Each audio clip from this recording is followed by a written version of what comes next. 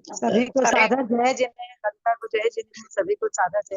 अंजना जी को जय जिनेंद्र, सभी को जय जिनेंद्र। ललिता दीदी को प्रणाम, ललिता दीदी को प्रणाम, सभी को जय जिनेंद्र। चरण स्पर्श सभी को युक्तम नित्यं ध्यायन्ति योगिनः कामदमोक्षदं ओंकाराय नमो नमः। विरल सपदन रक्षाली सकल भूतल कलंका मुनि विरूपासित सरस्वती हरतुमतुलितम अज्ञानतिमिरान्धनां ज्ञानाञ्जनशलाकया चक्षुरुन्मीलितं तस्मै श्री गुरुवे नमः। श्री परम्पराचार्य गुरुभ्यो नमः। सकल कलुष विद्वांसकं श्रेषां परिवर्धकं धर्म संबंधकं भव्य जीवन प्रतिबोधकारकं पुण्य प्रकाशक पापनाशम इदं शास्त्रं श्री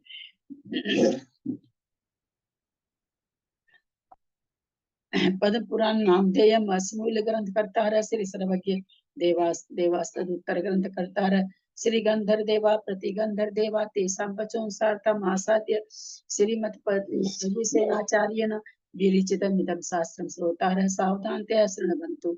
मंगलम भगवान वीरो मंगलम गौतमो गणि मंगलम कुंद कुंदादेव जैन धर्मोस्तु मंगलम सर्व मंगल मांगल्यम सर्व कल्याण कारकम प्रधानम सर्वधर्मानां जैनम जयतु शासनम जैनम जयतु शासनम जैनम जयतु शासनम सरस्वती नमस्तुभ्यं वरदे कामरूपिणि विद्यारंभं करिष्यामि सिद्धिर्भवतु मे सदा।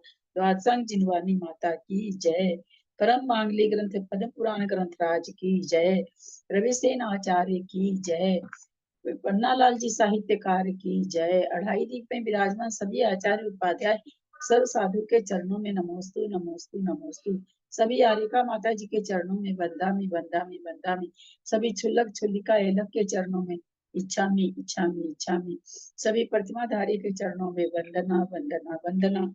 रूप में विराजमान पूज्य जनों का सादर चरण स्पर्श सभी से सादर है। सिद्धम संपूर्ण भव्यार्थम सिद्धे कारणम उत्तमम प्रशस्त दर्शन ज्ञान चारित्र प्रतिपादन सुरेंद्र मुक्ताश्लिष्ट पद पद्मांशु केशरम प्रणमामि महावीरम लोक तृतीय मंगलम प्रणमामि महावीरम लोक तृतीय मंगलम प्रणमामि महावीरम लोक तृतीय मंगलम। बोलो महावीर भगवान की जय। चलिए किनको पढ़ना है शुरू करें। निशा जैन जी 35वां पैरा पढ़ेंगे आज।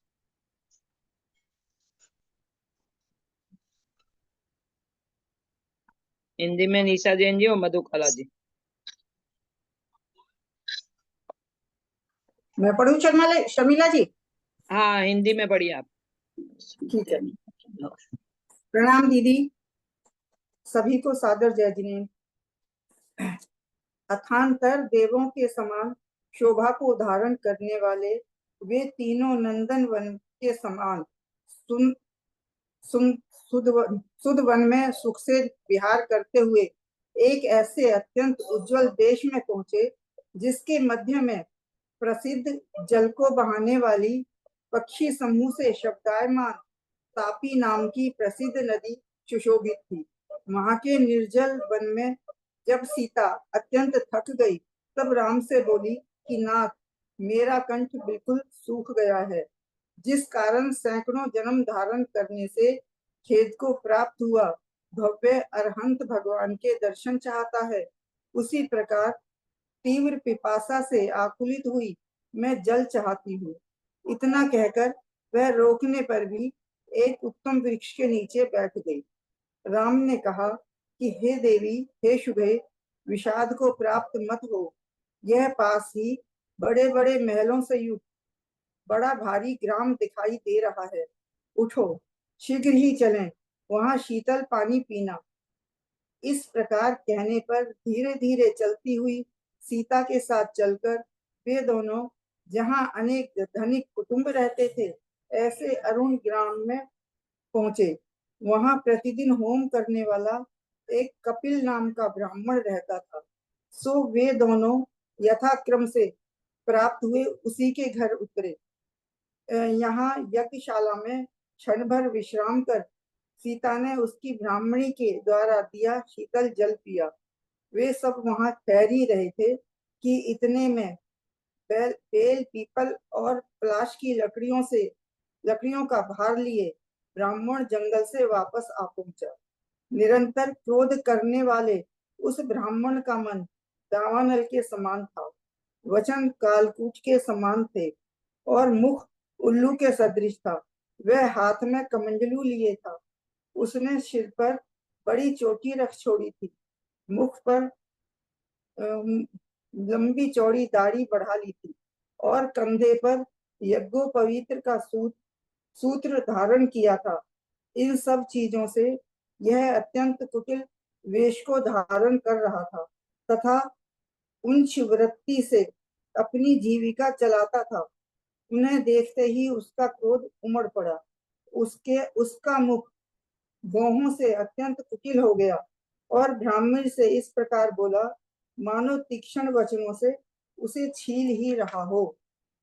उसने कहा, हे पापिनी, तूने इन्हें यहाँ प्रवेश क्यों दिया है? अरे दुष्टे, मैं आज तुझे पशु से भी अधिक दुष्य बंधन में डालता हूँ। देख, जिनका शरीर धूलि से धूसर हो रहा है, ऐसे निर्लज पापी ढीठ व्यक्ति मेरी यज्ञशाला को दूषित कर रहे हैं। तदनंतर सीता ने राम से कहा कि हे आर्यपुत्र, इस कुकर्मा तथा अतिशय अपशब्द कहने वाले इस ब्राह्मण का यह अधम स्थान छोड़ो।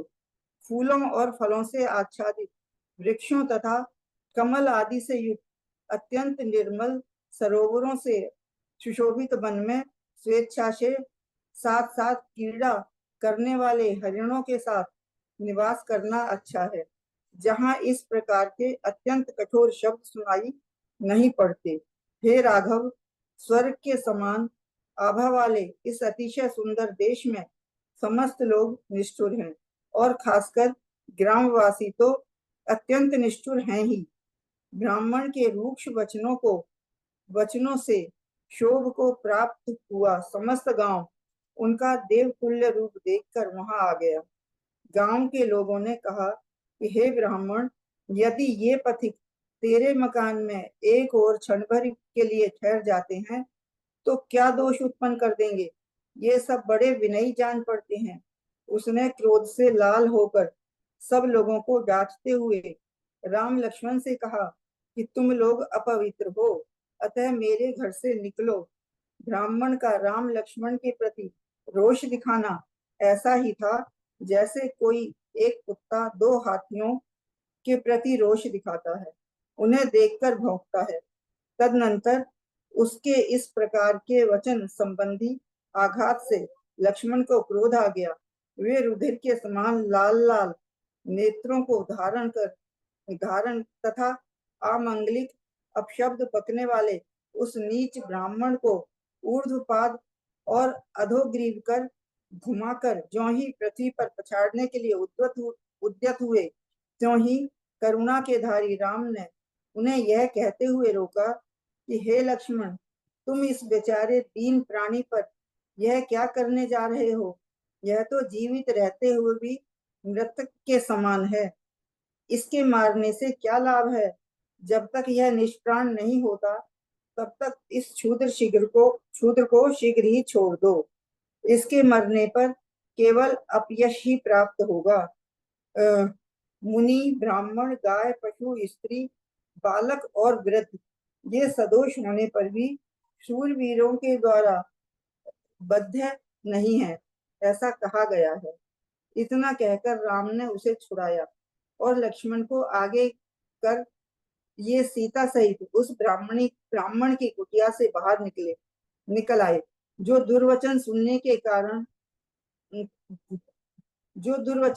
का कारण है, मन में विकार उत्पन्न करने वाला है और महापुरुष जिसे दूर से ही छोड़ देते हैं, ऐसी नीच मनुष्यों की संगति को धिक्कार है। शीत ऋतु के समय दुर्गम वन में वृक्ष के नीचे बैठा रहना अच्छा है। समस्त परिग्रह छोड़कर संसार में भ्रमण करते रहना अच्छा है और आहार छोड़कर सुखपूर्वक मर जाना अच्छा है, परंतु तिरस्कार के साथ दूसरे के घर में एक क्षण भी रहना अच्छा नहीं है। हम नदियों के तटों और पर्वतों की अतिशय मनोहर गुफाओं में रहेंगे, परंतु अब फिर दुर्जनों के घर में प्रवेश नहीं करेंगे। इस प्रकार दुर्जन संसर्ग की निंदा करते तथा परम अभिमान को धारण करते हुए राम ने गांव से निकलकर वन का मार्ग लिया। तदनंतर समस्त आकाश को नीला करता और तीव्र गर्जना के साथ के समूह से गुफाओं को प्रतिध्वनित करता हुआ वर्षा काल आया। उस समय ग्रह और नक्षत्रों के पटल को सब ओर से छिपाकर कड़कड़ाती हुई बिजली के प्रकाश के बहाने आकाश ऐसा जान पड़ता था मानो हंस ही रहा हो। ग्रीष्म काल के भयंकर विस्तार को दूर हटाकर मेघ गरज रहा था और बिजली रूपी अंगुली के द्वारा ऐसा जान पड़ता था मानो प्रवासी मनुष्यों को डांट ही दिखा रहा हो। धाराओं के द्वारा आकाश को अंधकार युक्त करता हुआ श्यामल मेघ सीता का अभिषेक करने के लिए उस तरह तैयार हुआ जिस तरह हाथी लक्ष्मी का अभिषेक करने को तैयार होता है। तदनंतर वे भीगते हुए एक निकटवर्ती ऐसे विशाल वट वृक्ष के नीचे पहुंचे कि जिसका स्कंद घर के समान सुरक्षित था तथा जो अत्यंत ऊंचा था। अथांतर उसके तेज से अभिभूत हुआ इबकरण नाम का यह यक्ष विंध्याचल के वन में रहने वाले अपने स्वामी के पास जाकर और नमस्कार कर इस प्रकार बोला कि हे नाथ, स्वर्ग से आकर कोई ऐसे 3 महानुभाव मेरे घर में ठहरे हैं जिन्होंने अपने रज से अभिभूत कर मुझे शीघ्र ही घर के बाहर कर दिया है। इबकर्ण के वचन सुनकर मंद हास्य करता हुआ यक्षराज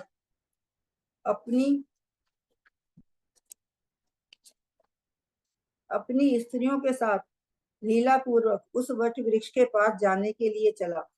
यक्षों का वह अधिपति महावैभव से युक्त था, रम्य वनों में क्रीड़ा करता हुआ आ रहा था और पूतन नाम से सहित था।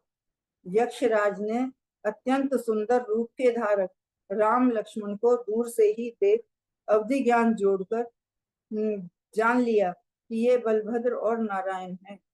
तदनंतर उनके प्रभाव एवं बहुत भारी वात्सल्य से उसने उनके लिए क्षण भर में एक सुंदर नगरी की रचना कर दी। तत्पश्चात वे वहां सुख से सोए और प्रातःकाल अतिशय मनोहर संगीत के शब्द से प्रबोध को प्राप्त हुए।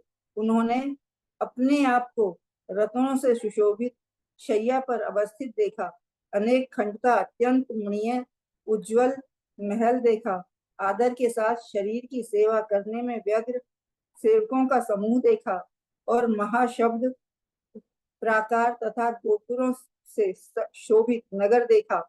सहसा इस नगर को दिखने पर उन महानुभावों का मन आश्चर्य को प्राप्त नहीं हुआ।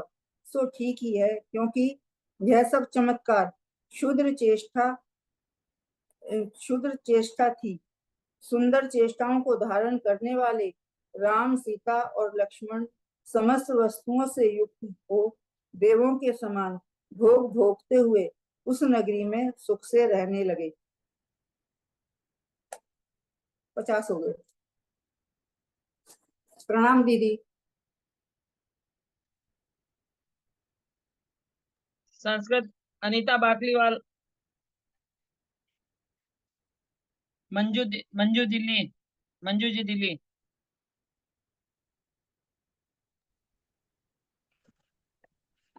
है क्या अनीता बाकलीवाल? मंजू दिल्ली है क्या? हाँ है। हाँ बढ़िया। अच्छा ते जय जिने सबको।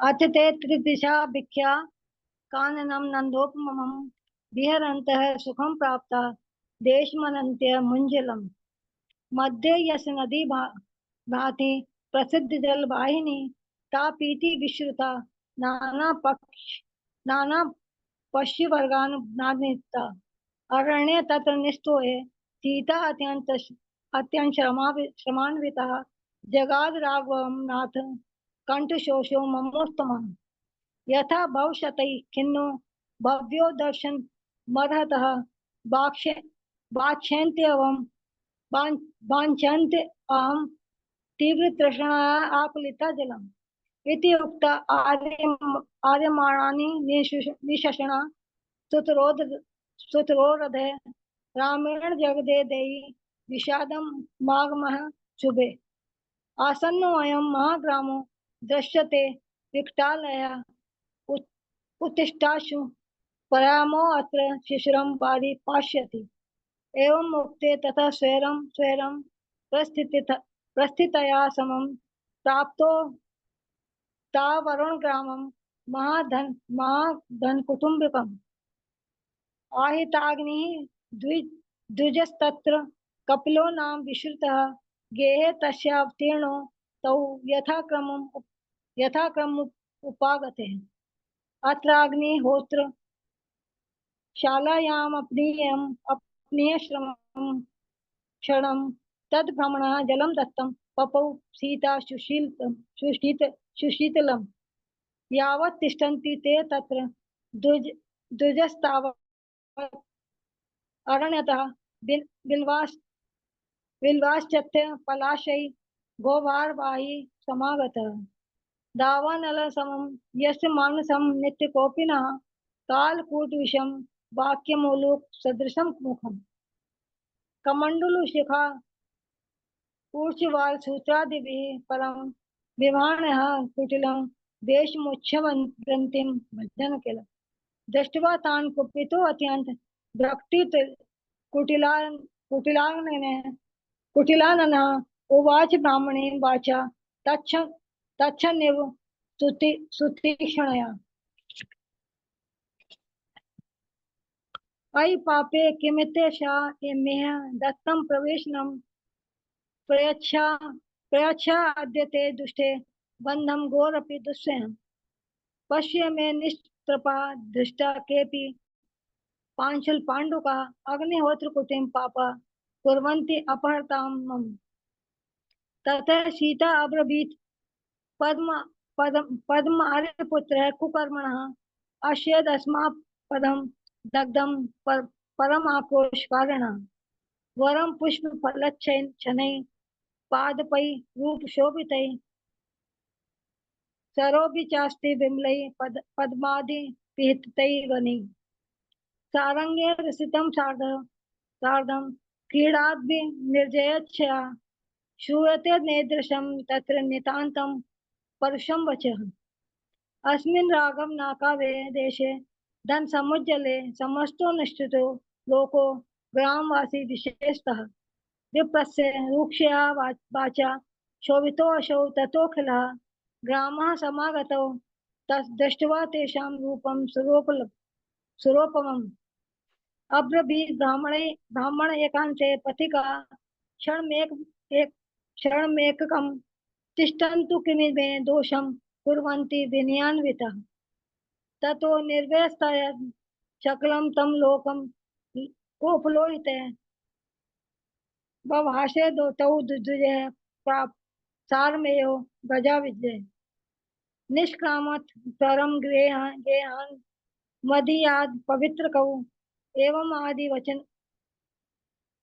आदि वचौ घातै लक्ष्मीमान कुपिततः ऊर्ध्वपाद मधोग्रीवं कृत्वा तं ब्राह्मणाधमम् अब्रह्मणं प्रकुजन्तं शोणितारुण्यलोचनं ब्रह्मेत्याचितौ यावदस्फालयितुम् उद्यतः रामेण वारिदस्तावदिति कारुण्यधारणा सौमित्रे किमिदं क्लीवे प्रारब्धं भवदेश्वरं मारितेन किमेतेन जीवित प्रेतेन तेन अनु मुच्चैनं तरितं क्षुद्रं यावत् प्राणैन मुच्यते अयशः परम एतद् अस्मिन् लभ्यते केवलं स्मृते श्रमणा ब्राह्मणः गावः पशु स्त्री बाल वृद्धकाः सदोषा अपि शूराणां नेते बन्द्या किलोदितः इति उक्तामोचित्यातं कृत्वा लक्ष्मणमग्रतः सीतया अनुगतो ब्राह्मः कुटीरातिर्गातः दिग दिग नीच समाग संगम दुर्वच श्रुति कारणम मनोविकार कारणम महापुरुष वर्जितम वरम तरुतले शीते दुर्गमे विपिने स्थितम परित्यज्याखिलम ग्रंथम बृहतम भुवने वरम वर्माहार मुत्सज्य वर्णम सेवुतम सुखम अवज्ञाघातेन नान्यस्य गृहे क्षणमपि स्थितम कूलेषु सरितामदे कुक्षिष्य अत्यंत हारिषु स्थास्यामो न पुनर्भूय प्रवेक्ष्यामः खलालयम् निन्दन्नेवं खलासंगम अभिमानं परम वहम् निर्गत्य प्रग्रामतः पद्मो वनस्य पद्मीं स्थितः घनकालस्ततः प्राप्तो नीलयत् नखिलं नमः पटुगर्जित संतान प्रति नादित ग्रह नक्षत्र पटलम उपग्रह्य समन्ततः सरा विद्युत उद्योतम जहाँ से नमः पुष्ट स्फुटम ग्रीष्म डाम कर रकम घोरम समुत्सार्य घना घना जगर्ज विद्युत विद्युंगला पोषितानि तर्जयन् नभो अंधकारितं कुर्वन् धारामि नीलतो यदः अभिषेक्तुं समारेहे सीतां गज इव श्रियम् तिभ्यन्तस्ते ततो वर्ण्यं प्रथन गोदपादपम् उपशस्तु पुरोगेह समान स्कंदम उन्नतम हिम कर्णो गणस्तेषामपि भूतो अथ तेजसा गत्वा स्वामिन् मितेषु मित्युच्चे नत्वा विद्यवनार्षितम् आगत्य नाकतः के अपि मदीये नाथ सद्दमे स्थिता यही तेज सैवाहं तस्मात् उद्वासितो द्रुतम् श्रुत्या तद्वचनं स्मृत्या विनायक पथि समं बधूमि प्रस्थितो गन्तुं न्यूक्रोधं करलीलया अधीश्वरः यक्षाणां महाविभव संगतः रम्य कानन संसक्तः क्रीडान् पूतन संज्ञकः दूरादेव स तौ दष्टा महारूपौ गणाधिपः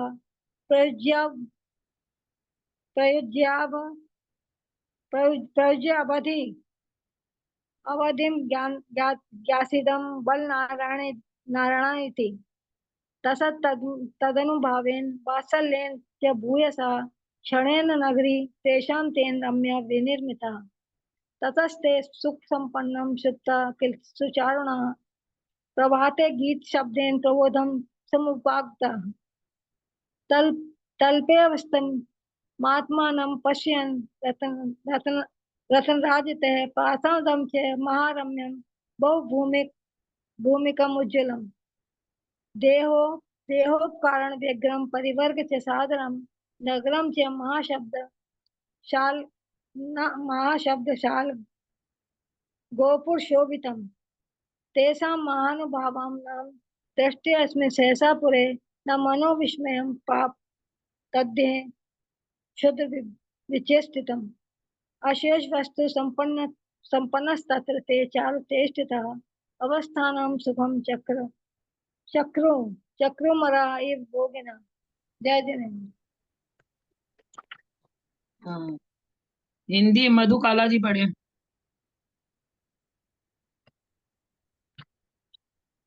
मधुकाला जी नहीं है शायद, है क्या मधुकाला जी? सीमा मुंबई पढ़े। हाँ जय जिनेन्द्र आंटी। चूंकि यह नगरी यक्षराज के आवाज आ रही है ना आंटी? आवाज आ रही है? हाँ आ रही है अरे अच्छी आ रही है। चूंकि यह नगरी यक्षराज के राम के लिए बनाई थी इसीलिए महितल पर रामपुरी इसी नाम से प्रसिद्ध को प्राप्त हुए। द्वारपाल भट्ट सूरवीर, मंत्री, घोड़े, हाथी तथा नाना प्रकार के नगरवासी जिस प्रकार अयोध्या में थे उसी प्रकार इस रामपुरी में भी थे। तदनंतर राजा श्रेणिक ने गौतम स्वामी से पूछा कि हे नाथ, राम लक्ष्मण के साथ उस प्रकार व्यवहार करने वाले उस कपिल ब्राह्मण का क्या हाल हुआ, सो कहिए।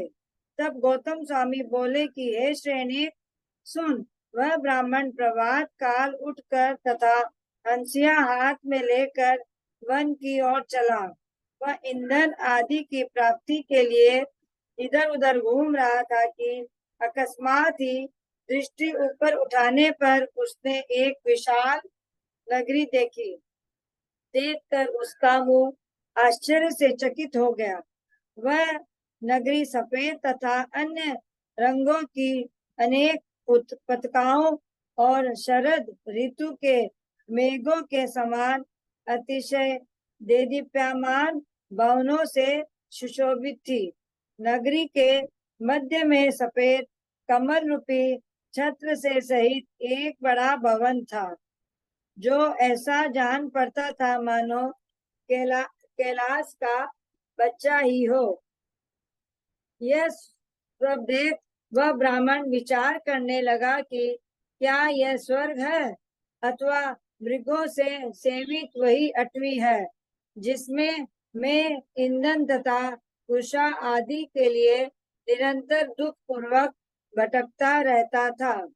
यह नगरी ऊंचे ऊंचे शिखरों की माला से शोभायमान तथा रत्नमयी पर्वतों के समान दिखने वाले भवन के अकस्मात ही सुशोभित हो रही है। यहाँ कमल आदि से मनुष्यों के द्वारा सेवित सुरम्य उद्यान और बड़ी बड़ी ध्वजाओं से युक्त एक लाइन छोड़ दिया आपने, एक लाइन छोड़ दी।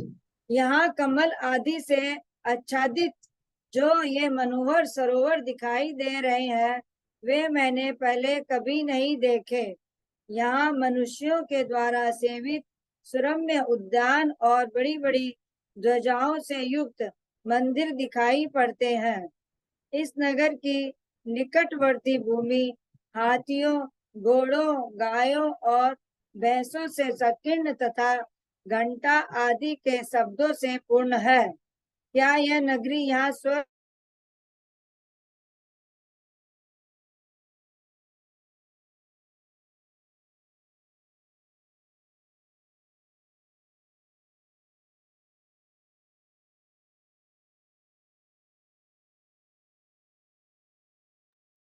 क्या ये सीमा? आवाज नहीं आ रही है, कोई फोन आ गया।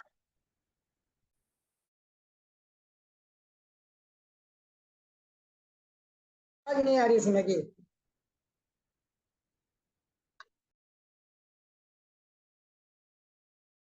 शर्मिला जी अगला नाम बोल दीजिए।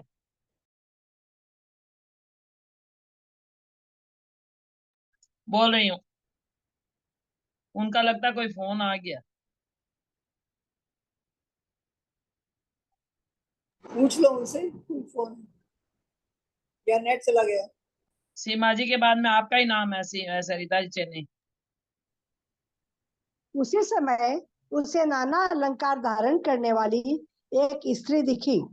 सो उसके पास जाकर उसने पूछा कि हे भद्रे, ये किसकी नगरी है?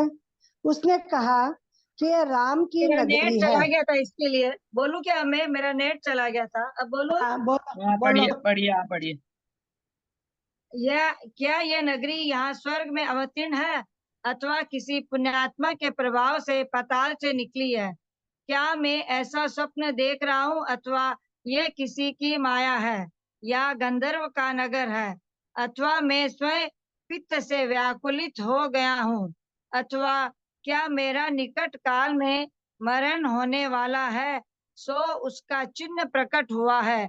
इस प्रकार विचार करता वह ब्राह्मण अत्यधिक विवाद को प्राप्त हुआ। उसी समय उसे नाना अलंकार धारण करने वाली एक स्त्री दिखी। सो उसके पास जाकर उसने पूछा कि हे भद्रे, ये किसकी नगरी है? उसने कहा, यह राम की नगरी है। क्या तुमने कभी सुना नहीं उन राम की, लक्ष्मण जिनके भाई है और सीता जिनकी प्राण प्रिय है?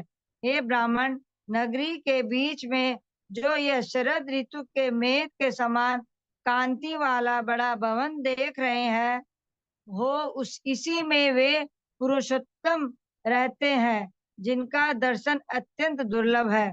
ऐसे इन पुरुषोत्तम ने मन वांछित द्रव्य लेकर सभी दरिद्र मनुष्यों को राजा के समान बना दिया है। ब्राह्मण ने कहा कि हे सुंदरी, मैं किस उपाय से राम के दर्शन कर सकता हूँ? मैं तुमसे सद्भाव से पूछ रहा हूँ, अतः बतलाने के योग्य हो। इतना कहकर उस ब्राह्मण ने ईंधन का भार पृथ्वी पर रख दिया और स्वयं हाथ जोड़कर उस स्त्री के चरणों में गिर पड़ा। सो ठीक ही है, क्योंकि वह स्त्री जिसका किसका मन नहीं हरती थी। तदनंतर दया से आकृष्ट हुई वह सुमाया नाम की यक्षी ने ब्राह्मण से कहा कि तूने यह बड़ा साहस किया है, तू इस नगरी की समीपवर्ती भूमि में कैसे आ गया? यदि भयंकर पहरेदार तुझे देख लेते तो तू अवश्य ही नष्ट हो जाता। इस नगरी के 3 द्वारों में तो देवों की भी प्रवेश करना कठिन है, क्योंकि वे सदा सिंह, हाथी और शार्दूल के समान मुख वाले तेजस्वी वीर तथा कठोर नियंत्रण रखने वाले रक्षकों से अशून्य रहते हैं। इन रक्षकों के द्वारा डरवाए हुए मनुष्य निसंदेह मरण को प्राप्त हो जाते हैं। इनके सिवाय जो वह पूर्व द्वार तथा उसके बाहर समीपी बने हुए बगला के पंख के समान कांति वाले सफेद सफेद भवन तुम देख रहा है, वे मणिमय तोरणों से रमणीय तथा नाना ध्वजाओं की पंक्ति से सुशोभित जिन मंदिर है, उनमें इंद्रों के द्वारा वंदनीय अरहंत भगवान की प्रतिमाएं हैं। जो मनुष्य सामायिक कर तथा अरंत सिद्धेभ्यो नमः अर्थात अरंत तथा सिद्धों को नमस्कार हो, इस प्रकार कहता हुआ भाव पूर्वक उन प्रतिमाओं का स्तवन करता है तथा निर्गंत गुरु का उपदेश पाकर सम्यक दर्शन धारण करता है, वही उस पूर्व द्वार में प्रवेश करता है। इसके विपरीत जो मनुष्य प्रतिमाओं को नमस्कार नहीं करता है, वह मारा जाता है।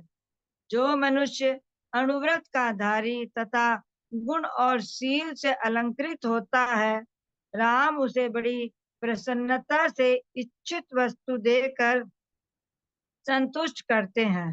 तदनंतर उसके अमृत तुल्य वचन सुनकर तथा धन प्राप्ति का उपाय प्राप्त कर वह ब्राह्मण परम हर्ष को प्राप्त हुआ। उसका समस्त शरीर रोमांचों से सुशोभित हो गया तथा उसका हृदय अत्यंत अद्भुत भावों से युक्त हो गया। वह उस स्त्री को नमस्कार कर तथा बार बार उसकी स्तुति कर चारित्र पालन करने में सूरवीर मुनिराज के पास गया और अंजलि बांध सिर से प्रणाम कर उसने उनसे अनुव्रत धारण करने वालों की क्रिया पूछी। तदनंतर उस चतुर बुद्धिमान ब्राह्मण ने मुनिराज के द्वारा उपदिष्ट गृहस्थ धर्म अंगीकृत किया तथा अनुयोगों का स्वरूप सुना। पहले तो वह ब्राह्मण धन के लोभ से अभिभूत होकर धर्म श्रवण करना चाहता था, पर अब वास्तविक धर्म ग्रहण करने से भाव को प्राप्त हो गया।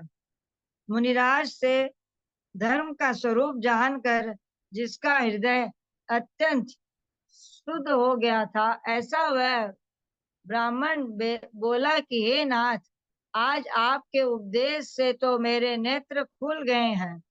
जिस प्रकार प्यास से पीड़ित मनुष्य को उत्तम जल मिल जाए, आश्रय की इच्छा करने वाले पुरुष को छाया मिल जाए, भूख से पीड़ित मनुष्य को मिष्ठान मिल जाए, रोगी के लिए उत्तम औषधि मिल जाए, कुमार में भटके हुए को इच्छित स्थान पर भेजने वाला मार्ग मिल जाए, और बड़ी व्याकुलता से समुद्र में डूबने वालों को जहाज मिल जाए, उसी प्रकार आपके प्रसाद से सर्व दुखों को नष्ट करने वाला यह जैन शासन मुझे प्राप्त हुआ है। यह जैन शासन नीच मनुष्यों के लिए सर्वार्थ दुर्लभ है, क्योंकि आपने यह ऐसा जिन प्रदर्शित मार्ग मुझे दिखलाया है, इसीलिए तीन लोक में भी आपके समान मेरा हितकारी नहीं है। इस प्रकार कहकर तथा अंजलि वृद्ध सिर से मुनिराज के चरणों में नमस्कार कर प्रदक्षिणा देता वह ब्राह्मण अपने घर चला गया।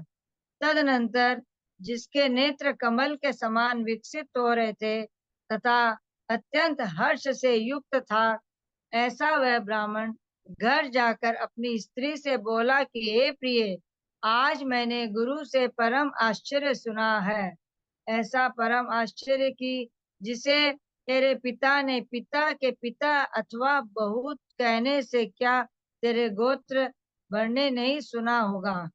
हे ब्राह्मण, वन में जाकर जो अद्भुत बात मैंने देखी थी, वह अब वह गुरु के उपदेश से आश्चर्य करने वाली नहीं रही। ब्राह्मणी ने कहा, हे ब्राह्मण, तुमने क्या क्या देखा और क्या क्या सुना, सो कहो। ब्राह्मणी के इस प्रकार कहने पर ब्राह्मण बोला कि हे प्रिय, मैं हर्ष के कारण कहने के लिए समर्थ नहीं हूँ। तदनंतर कौतुक से भरी ब्राह्मणी ने जब आदर के साथ बार बार पूछा, तब वह विप्र बोला कि हे आर्य, जो आश्चर्य मैंने सुना है वह सुन। मैं लकड़ियां लाने के लिए जंगल गया था, सो उसके समीप ही जहाँ सघन वन था, वहां एक मनोहर नगरी दिखी। मैंने उस नगरी के पास एक आभूषणों से विभूषित स्त्री देखी। जान पड़ता है कि मनोहर भाषण करने वाली वह कोई देवी होगी। मैंने उससे पूछा तो उसने कहा कि यह रामपुरी नाम की नगरी है। यहाँ राजा रामचंद्र श्रावकों के लिए भारी धन देते हैं। तदनंतर मैंने मुनिराज के पास जाकर जिनेंद्र भगवान के वचन सुने। उससे मेरी आत्मा, जो कि मिथ्या दर्शन से संतप्त थी, अत्यंत संतुष्ट हो गई। जय जिनेंद्र आंटी। हाँ, संस्कृत सरिता जी अहमदाबाद पढ़े।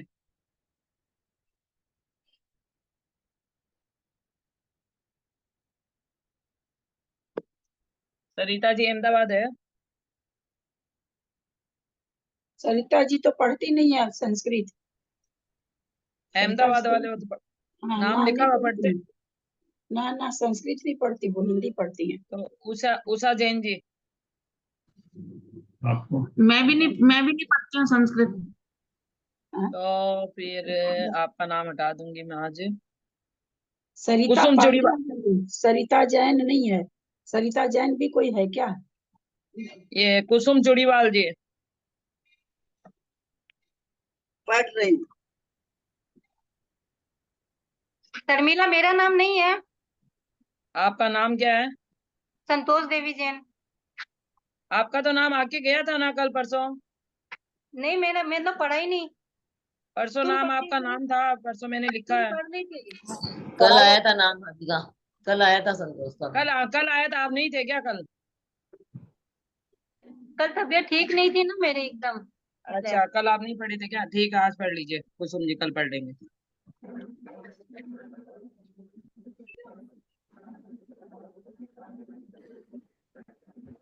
प्रणाम भाभी, सभी को जय जिनेंद्र।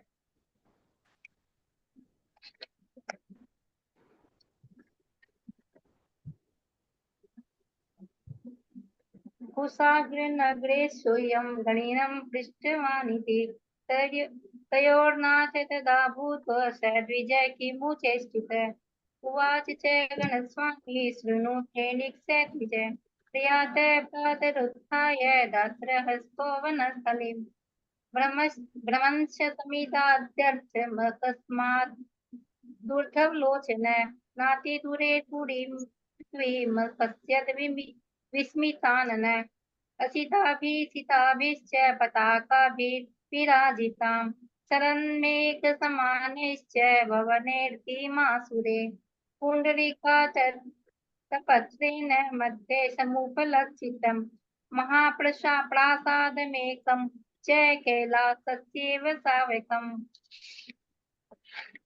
अचिन्त्य धौरेशा अटाव्यसेन्द्रिकाश्रिता यस्यां समित्कुसाद्यर्थं दुःखं पर्यटिवं तथा अकस्मात् सेयमुक्तुङ्ग सिंहमालोपशोभिते रत्नपर्वतसङ्काशैर्विराजति पुरी गृहे संदास्य मुनिरम्यानि पद्मादिपीहितानि च दृश्यन्ते नो पूर्वं मया दृष्टानि जातुचित् उद्यानानि सुरम्यानि सेवितानि जनैर्भृशं दृश्यन्ते देवधामानि लक्षितानि महाध्वजे वारणे शक्तिभिर्गोमीर् महिषीभिश्च सङ्कटा अस्योपकण्ठधरणी घण्टादिस्वनिपूरिता किमेषा नगरी नाकादवतीर्णां वेदीय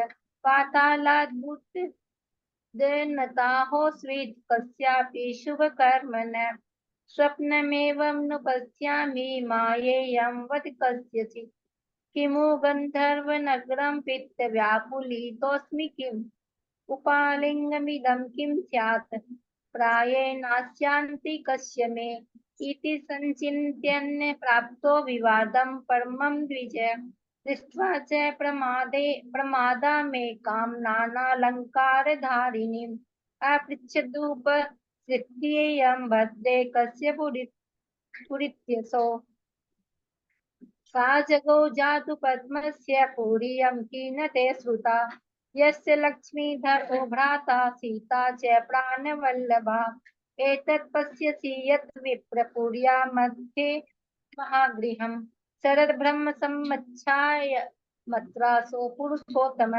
लोको दुर्लभ दर्शेन सर्वोर्नेनाति दुर्विधः यच्छता वाञ्छितं द्रव्यं चलितः पार्थिवोपमः विप्रोवोच धूपायेन केन पश्यामि सुन्दरी पद्मं सद्भावतः पृष्ठा निवेदयितुमर्हसि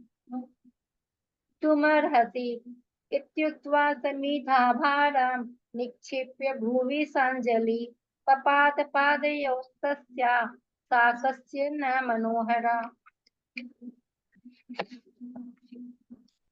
ततोऽसौ कृपया अकृष्टा सुमाया नाम यक्षिणी जगाद विप्रं परमं त्वय्येदं साहसं कृतम् अस्या पुरः समासन्नां कथं त्वं भुवमागत आरक्षकैर्लब्धोरेर्नूनं नश्यति वीक्षित अस्या द्वारत्रयं पुर्या दुष्प्रवेशं सुरेरपि अशून्यं सर्वदा वीरे रक्षके सुनियामके सिंहवार्णा शार्दूल तुल्यवक्त्र महोज्ज्वले एभिर्विभीषिता मृत्युं मानुषा यान्त्य संशयम् पूर्वद्वारमदो यत्तु तस्य पश्यसि यान् बहिः प्रासादनन्ति काने तान् बालाकाच्छादनच्छिच्छवीन् गणितोरन रम्येषु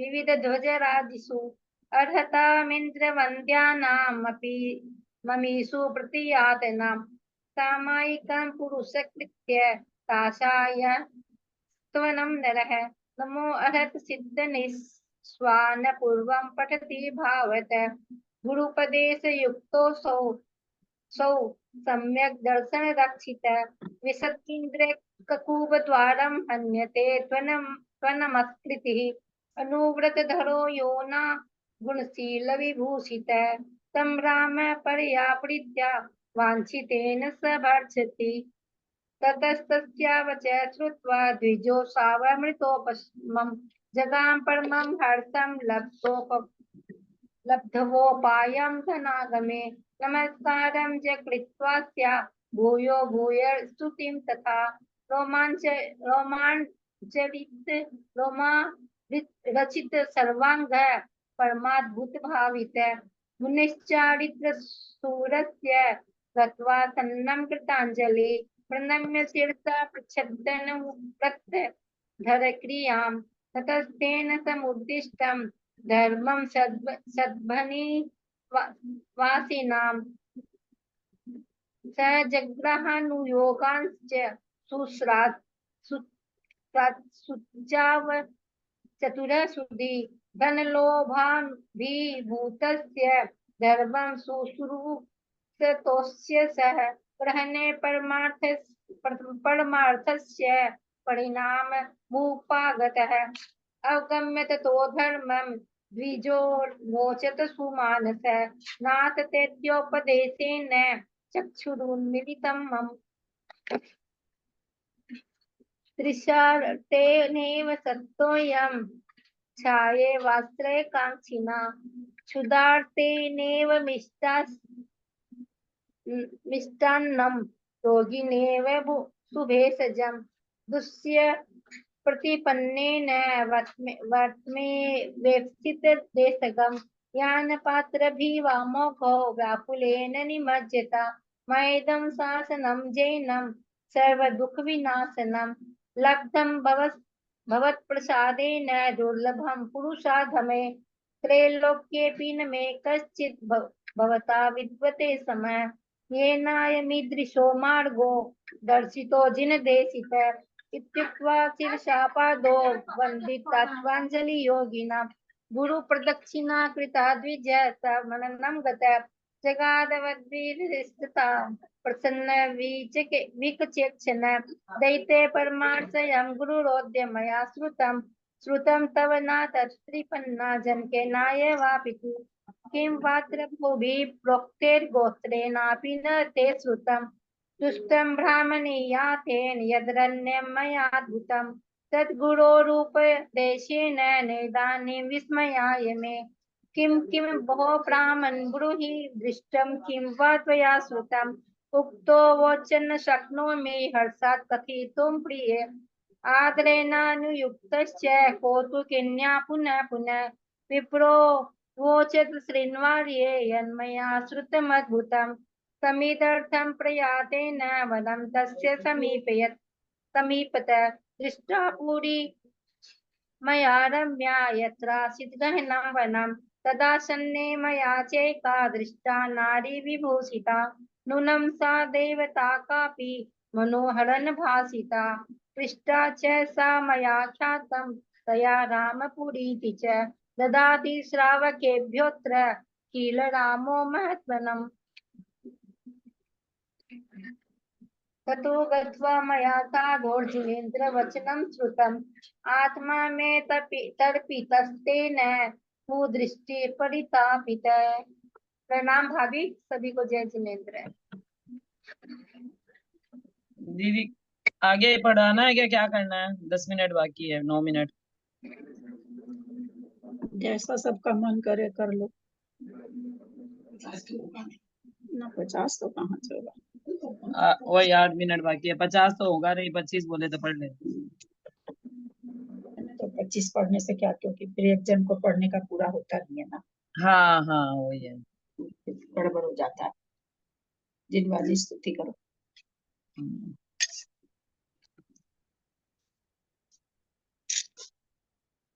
हाँ 1 मिनट।